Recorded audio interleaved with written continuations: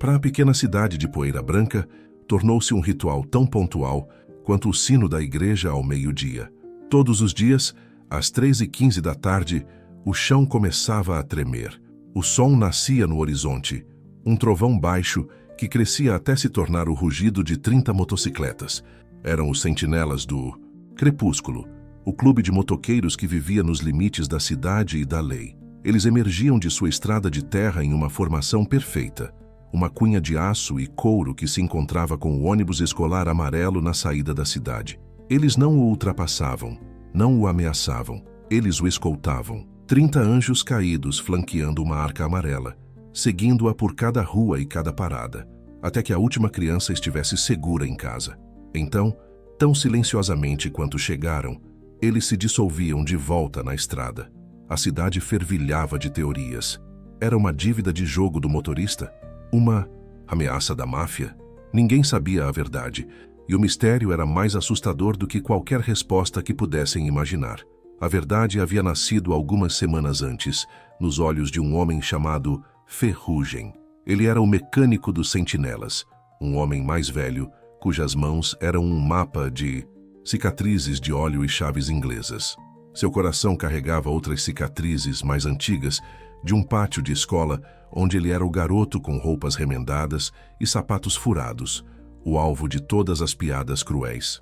Um dia, testando uma moto que acabara de consertar, ele ficou preso atrás do ônibus escolar e, através do grande vidro traseiro, ele testemunhou um crime silencioso. Ele viu uma menina, pequena e de olhos grandes, sentada sozinha.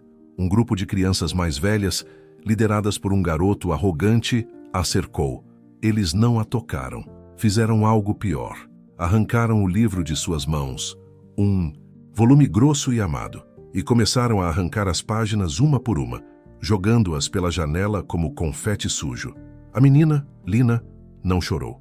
Ela apenas se encolheu, tornando-se cada vez menor em seu assento, enquanto seu mundo de histórias era destruído. O motorista do ônibus, um homem com o rosto azedo e cansado, viu tudo pelo espelho retrovisor e não fez nada. Para Ferrugem, aquela cena foi como uma máquina do tempo. De repente, ele tinha 8 anos de novo, sentindo o gosto de poeira e humilhação na boca, enquanto outros riam de sua pobreza. A raiva que subiu por sua garganta era um veneno de 50 anos. Ele queria acelerar, fechar o ônibus, arrancar o motorista de seu assento, mas ele sabia que a violência só faria dele o monstro que a cidade já pensava que ele era, e poderia piorar as coisas para a menina. Então, ele fez o que os sentinelas faziam de melhor. Observou. Ele seguiu o ônibus até sua última parada e viu Lina descer, sozinha, e caminhar até o sombrio orfanato da cidade. Naquela noite, na sede do clube, a música parou quando Ferrugem falou. Sua voz, normalmente um trovão de piadas grosseiras, era baixa e pesada. Ele contou o que viu, e seus irmãos, homens que conheciam a linguagem da dor, ouviram em um silêncio mortal. Ferrugem não pediu uma vingança sangrenta. Ele pediu algo muito mais poderoso. Ela precisa saber que não está sozinha, disse ele, olhando para as faces endurecidas ao seu redor. Que alguém a vê. No dia seguinte, a escolta começou. Para Lina, a visão daquele exército de couro se formando ao redor do ônibus foi, a princípio, aterrorizante. Ela se encolheu ainda mais em seu assento, esperando o pior. Mas o pior não veio. Os motoqueiros simplesmente cavalgaram, seus rostos impassíveis por trás de óculos escuros e barbas. Dentro do ônibus, a atmosfera mudou instantaneamente. Ricardo, o líder dos valentões, e seus seguidores, que momentos antes estavam se preparando para seu tormento diário, agora estavam congelados em seus assentos. A presença dos sentinelas lá fora criou uma zona de silêncio e ordem absolutas. Ninguém ousava levantar a voz. Ninguém se atrevia a olhar para Lina. Pela primeira vez em meses, sua viagem para casa foi pacífica. Ela olhou pela janela para os homens em suas máquinas barulhentas, não mais como monstros, mas como estranhos e sombrios guardiões. A cidade, no entanto, entrou em pânico. Pais. Furiosos, ligaram para a escola. O diretor ligou para a polícia. O xerife, um homem pragmático que mantinha uma paz desconfortável com o clube, foi até a sede dos sentinelas. Ele encontrou o presidente, Sombra, polindo um farol de cromo. O que diabos vocês estão fazendo, Sombra? Perguntou o xerife. A cidade inteira está apavorada. Sombra parou seu trabalho e olhou para o xerife com seus olhos calmos e penetrantes. Estamos apenas garantindo que as crianças de nossa cidade cheguem em casa em segurança, xerife, disse ele, sua voz suave, mas com um fundo de aço. É o dever de todo bom cidadão, não é? Ou há alguma lei contra isso? O xerife ficou sem palavras. Não havia lei contra seguir um ônibus escolar. Frustrado e impotente, ele foi embora, deixando o mistério da escolta ainda mais denso. Enquanto a cidade sussurrava, um pacto silencioso se formava entre uma menina e um velho. Mecânico. Ferrugem sempre cavalgava na posição mais próxima à janela de Lina. Ele não sorria nem acenava, mas um dia, enquanto estavam parados em um sinal, ele ergueu um objeto para que ela visse. Era um livro antigo, de capa dura, que ele havia passado a noite restaurando. A capa de couro polida, as páginas amareladas cuidadosamente consertadas. Ele apenas o mostrou a ela e deu um leve aceno de cabeça. Os olhos de Lina se arregalaram. Era uma mensagem, uma promessa. Ele não estava apenas protegendo seu corpo, ele estava protegendo suas histórias. Naquele momento, Ferrugem deixou de ser um motoqueiro assustador. Ele era o guardião de sua biblioteca, o sentinela de seus sonhos.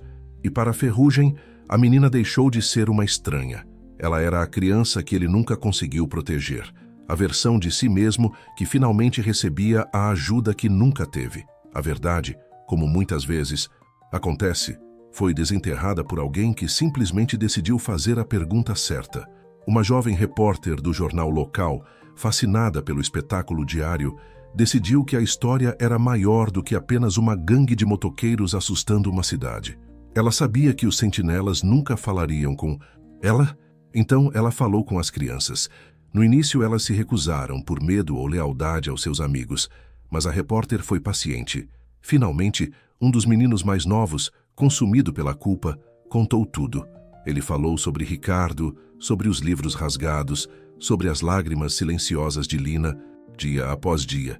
Ele contou como o motorista nunca fazia nada e como tudo parou, como mágica, no dia em que os motoqueiros apareceram. A história foi publicada na primeira página do jornal de domingo. O título não era sobre gangues ou violência, era 30 motoqueiros tiveram que fazer o trabalho que uma cidade inteira ignorou. A verdade não era um conto de crime, mas uma acusação de negligência. A história expôs a crueldade casual das crianças, a apatia criminosa do motorista e, o mais doloroso de tudo, o fracasso coletivo de uma comunidade em notar o sofrimento silencioso de uma órfã. A cidade não sentiu medo, sentiu uma profunda e ardente vergonha.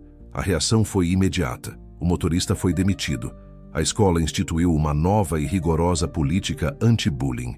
O orfanato, subitamente sob o escrutínio público, recebeu uma onda de doações e voluntários. Os pais de Ricardo foram forçados a enfrentar a escuridão que haviam criado em seu próprio filho. A escolta continuou por mais uma semana, uma última e silenciosa declaração. No último dia, quando Lina desceu no ponto de ônibus em frente ao orfanato, Ferrugem a esperava, desmontado de sua moto. Ele se aproximou e lhe entregou o livro de capa de couro que havia restaurado. Pela primeira vez ela falou com ele, sua voz um sussurro tímido. Obrigada. Ferrugem, o homem de mãos calejadas e coração remendado, sentiu um nó na garganta. Ele apenas acenou com a cabeça, incapaz de falar. No dia seguinte, às 3h15, o ônibus escolar amarelo passou sozinho, mas algo havia mudado para sempre. Lina sentou-se em seu assento, lendo seu novo livro, e ninguém a incomodou. Os sentinelas do crepúsculo não precisaram usar a força. Eles apenas seguraram um espelho, e a imagem refletida envergonhou a cidade até que ela se consertasse. De volta à sua garagem, Ferrugem sentiu um peso de 50 anos finalmente se levantar de seus ombros. Ele não podia salvar o menino que fora, mas tinha ajudado a salvar a menina que ele se tornou.